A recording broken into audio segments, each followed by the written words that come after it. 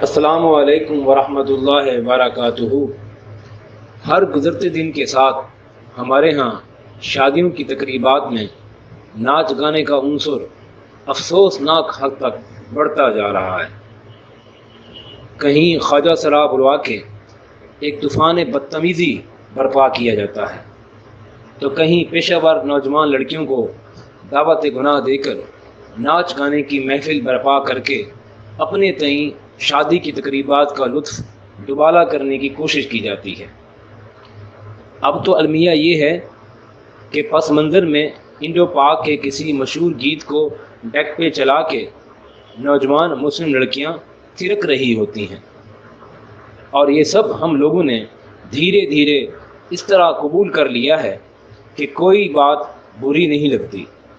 اور نہ کسی گناہ کا خیال ہی آتا ہے۔ اور اس سے بڑھ کر ظلم تو یہ ہے کہ شادی کے موقع پر غلط رسومات اور بے حیائی کے کاموں پر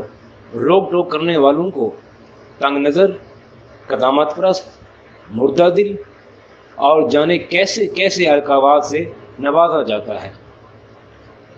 ایک طرف ہم اللہ اور اس کے رسول صلی اللہ علیہ وآلہ وسلم کے نام سے نکاح جیسا مقدس بندھن باندھتے ہیں، اور پھر دوسری طرف بے شرمی کے کام کے فروغ میں بھی پیش رہتے ہیں۔ اسلام کا ناچ گانے والی شادی میں شرکت کرنے یا نہ کرنے کا موقف کیا ہے؟ بسم اللہ الرحمن الرحیم، الحمد للہ وحدہ والصلاة والسلام علی من لا نبی بعدہ، اما بعد۔ تحصیل و ضلع اٹک سے امتیاز خان خٹک صاحب، آپ نے پوچھا ہے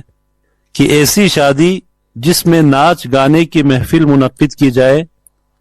حکم الہی اور سنت رسول صلی اللہ علیہ وسلم کی مخالفت کے اعمال بجا لائے جائے، ایسی شادی کی تقریب میں ولیمہ کی دعوت دی جائے تو اس میں شرکت جائز ہے یا نہیں؟ جناب امتیاز خان خٹک و دیگر سامعین کرام، نکاح اور شادی رسول اللہ صلی اللہ علیہ وسلم کی مبارک سنت اور اسلام کی اہم تعلیمات اور ہدایات میں سے ہے۔ حضور نبی کریم صلی اللہ علیہ وسلم نے فرمایا،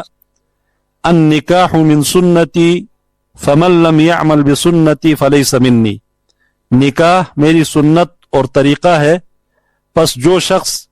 میری سنت پر عمل نہیں کرتا وہ مجھ سے نہیں ہے۔ نکاح رسول اللہ صلی اللہ علیہ وسلم اور تمام انبیاء کرام علیہم الصلاۃ والسلام کی سنت ہے، اور شریعت اسلامیہ میں اس کی ترغیب دی گئی ہے۔ اب جس طرح یہ عمل مسنون اور مستحب ہے، اسی طرح اس کی ادائیگی اور تکمیل بھی سنت کے مطابق شائستگی کے ساتھ سادہ اور آسان انداز میں کرنا ضروری ہے۔ نکاح اور شادی کا موقع زندگی کے خوبصورت ترین مواقع میں سے ایک یادگار تقریب ہے، جسے کبھی بھی گناہ اور معصیت الہی کا ذریعہ نہیں بنانا چاہیے۔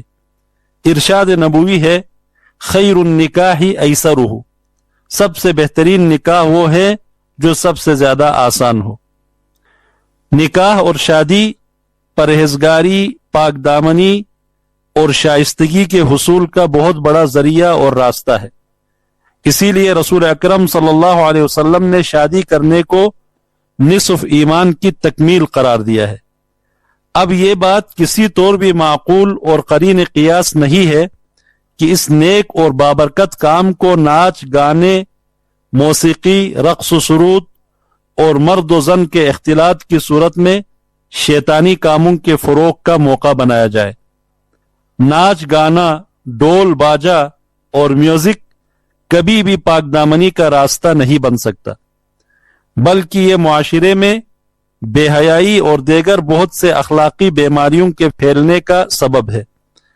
لہذا یہ مقاصد نکاح سے ہی متصادم چیزیں ہیں جن سے ہمیں اپنی شادیوں اور تقریبات کو محفوظ بنانے کی ضرورت ہے۔ اس طرح کی نافرمانی اور بےہودگی سے اپنی نفرت اور لا تعلقی کے اظہار کی ایک صورت یہ ہے کہ ایسی تقریبات میں شرکت نہ کی جائے، خاص کر اگر آپ کسی نمایاں علمی، مذہبی، خاندانی یا سماجی حیثیت کے حامل ہے اور آپ کا ایسی تقریب میں شرکت نہ کرنے کا اتنا اثر ہو سکتا ہے کہ وہ آپ کی ناراضگی مول لینے کی بجائے ناچ گانے اور گناہ کے کاموں کو چھوڑنے پر تیار ہو سکتے ہیں، تو پھر آپ کے اوپر یہ لازم ہے کہ آپ اپنی حیثیت کا استعمال کر کے اس گناہ کے کام کو روکیں، اگر نہ رکیں تو خود اس میں شرکت سے رک جائے۔ اس طرح ہو سکتا ہے کہ آپ کا جرأت مندانہ موقف اس نافرمانی اور خلاف سنت کام کے خاتمے کا ذریعہ اور سبب بنے، نہیں تو کم از کم ان لوگوں کو اپنے غلط کام کا احساس ہو جائے اور آئندہ کے لیے وہ محتاط ہو جائے۔